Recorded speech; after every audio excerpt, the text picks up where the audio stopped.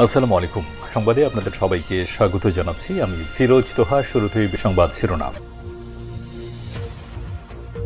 বাংলাদেশের সর্বশেষ গুরুত্বপূর্ণ আপডেট সংবাদে আপনাকে স্বাগত। শুরুতেই সংবাদ শিরোনাম, পরে বিস্তারিত।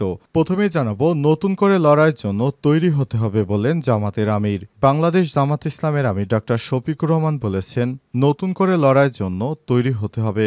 অন্যায় এবং ফ্যাসিবাদের বিরুদ্ধে লড়াই, ন্যায়ের পক্ষে লড়াই, আল্লাহর জন্য তৈরি হতে হবে।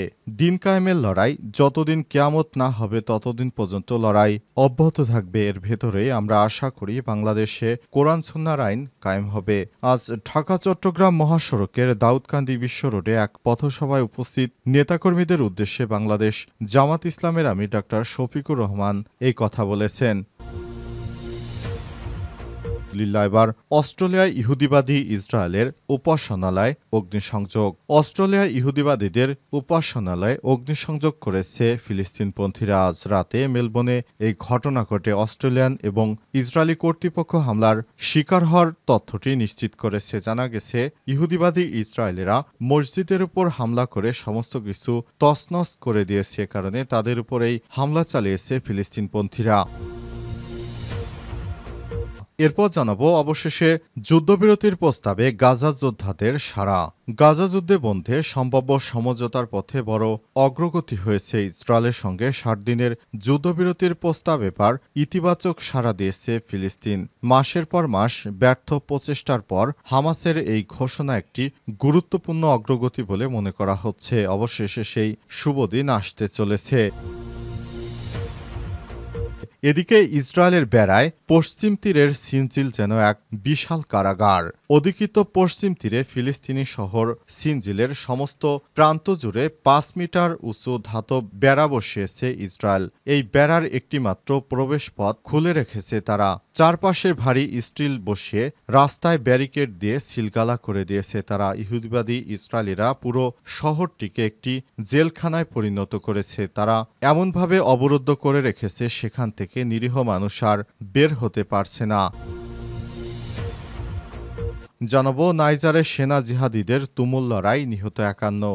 নাইজারের পশ্চিম সীমান্তের কাছে বুরকিনা ফাসোতে আজ সন্দেহভাজন জিহাদিদের ছোড়া বোমায় ১০ জন সেনা নিহত হয়েছে। এতে আহত হয়েছে আরও অন্তত ১৫ জন সেনা। খবর এএফপির। কর্তৃপক্ষের বরাত দিয়ে এএফপি জানিয়েছে, হামলায় অংশ নেওয়া ৪১ জন হামলাকারীও নিহত হয়েছে।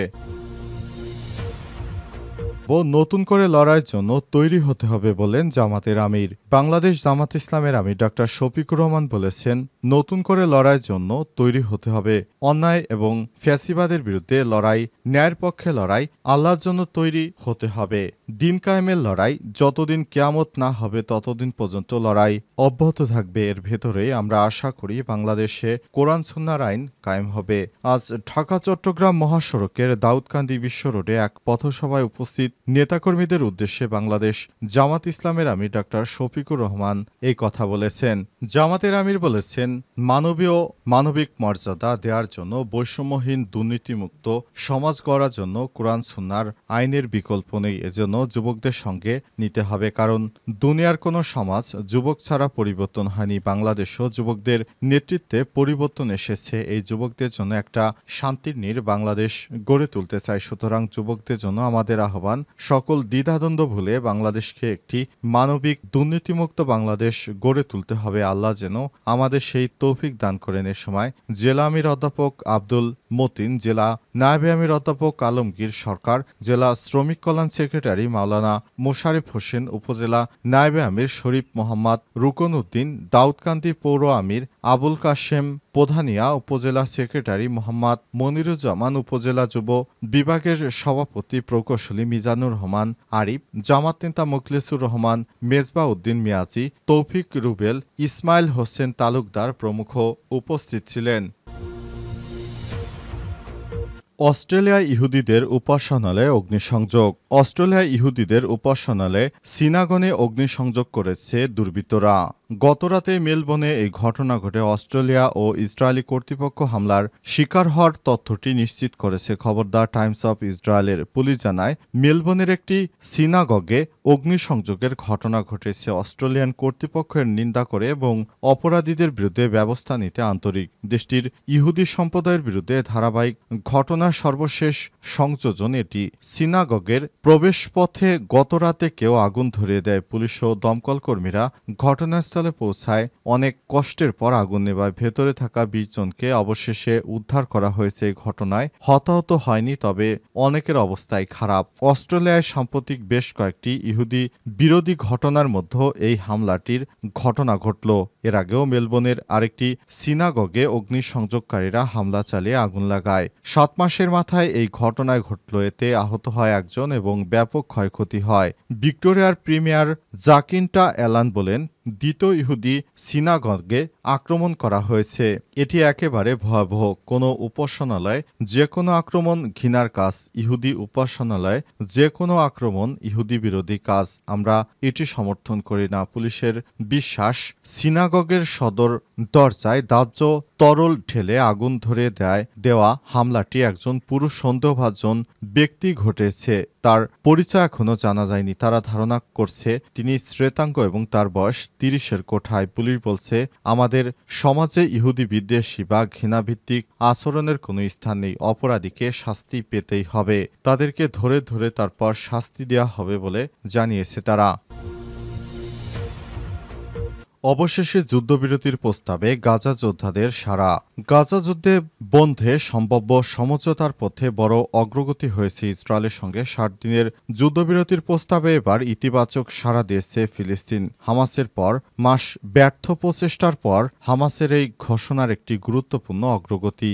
ইহুদিবাদী ইসরায়েলিরা প্রথমে যুক্তরাষ্ট্রকে এই যুদ্ধবিরতির আহ্বান জানায় এবং যুক্তরাষ্ট্রের প্রেসিডেন্ট ডোনাল্ড ট্রাম্প এই যুদ্ধবিরতি করার জন্য অনেক চেষ্টা ও তদবির চালিয়ে গেছেন। অবশেষে তিনি চেষ্টা ও তদবির চালিয়ে এই যুদ্ধবিরতি করতে সমর্থ হয়েছেন।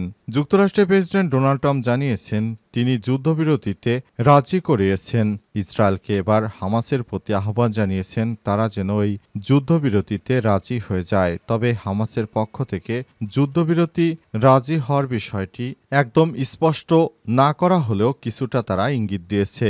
জানা গেছে, হামাসের যোদ্ধারা গাজায় বিভিন্ন সশস্ত্র গোষ্ঠীর নেতাদের সঙ্গে বৈঠক করে এবং ফিলিস্তিনের বিভিন্ন রাজনৈতিক দলের সঙ্গে আলাপ আলোচনা করে এই যুদ্ধের ইতিবাচক সাড়া দিতে পারে এমন আশঙ্কা তৈরি হয়েছে, এমনটা জানিয়েছে বার্তা সংস্থা রয়টার্স। আল জাজিরার এক প্রতিবেদন থেকে বিষয়টি নিশ্চিত করা হয়েছে।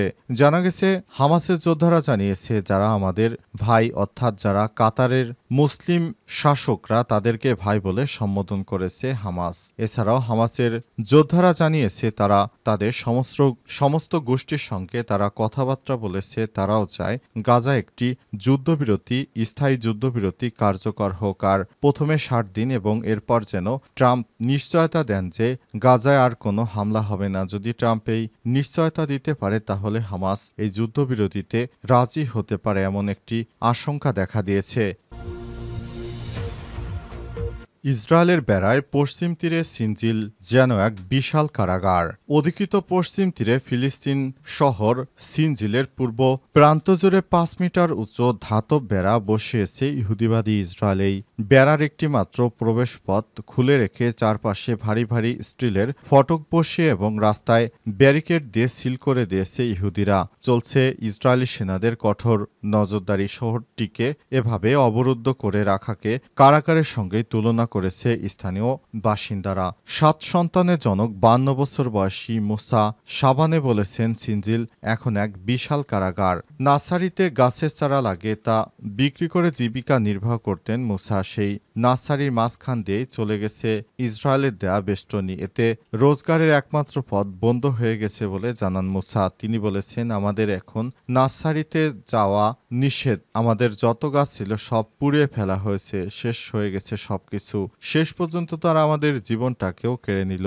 ইসরায়েলি সেনাবাহিনী নির্মিত দেয়াল এবং চেকপোস্টগুলো পশ্চিম তীরে প্রায় ৩০ লাখ ফিলিস্তিনি বাসিন্দাদের জন্য দীর্ঘদিন থেকেই দৈনন্দিন জীবনের অংশ ছিল। তারা সেখানে সেখানে নিরীহ ফিলিস্তিনিদেরকে একরকম আটকে রেখেছে এবং আটকে রেখে তারা ধারণা করছে যে সমস্ত ফিলিস্তিনিদেরকে এই বেষ্টনীর ভিতর আটকে রেখে তাদেরকে কঠোর নজরদারিতে রাখছে, যাতে করে হামাসের যোদ্ধারা সেখানে এসে আর নিরীহ ফিলিস্তিনিদেরকে রক্ষা করতে না পারে এবং সেখানে আটকে রেখে তাদের উপর অমানসিক নির্যাতন চালানো হচ্ছে। ইহুদিবাদী ইসরায়েলিরা কোনোভাবেই পৃথিবীতে কোনো ভালো মানুষ হতে পারে না। তারা হচ্ছে নিকৃষ্ট এক জঘন্য স্বৈরাশাসক, কারণ তাদের নিজস্ব দেশেই হামাসের যোদ্ধা এবং নিরীহ ফিলিস্তিনিদেরকে আটকে রেখেছে, যেটা হচ্ছে পৃথিবীর সর্ববৃহৎ কারাগারে, যেখানে প্রতিদিন তাদের নির্দেশিত কথা মানতে হয় এবং তারা যতটুকু ত্রাণ সহায়তা দেয় তা দিয়ে খেয়ে পড়ে বাঁচতে হয়। মাঝে 2 মাসের মতো তারা কোনো ত্রাণ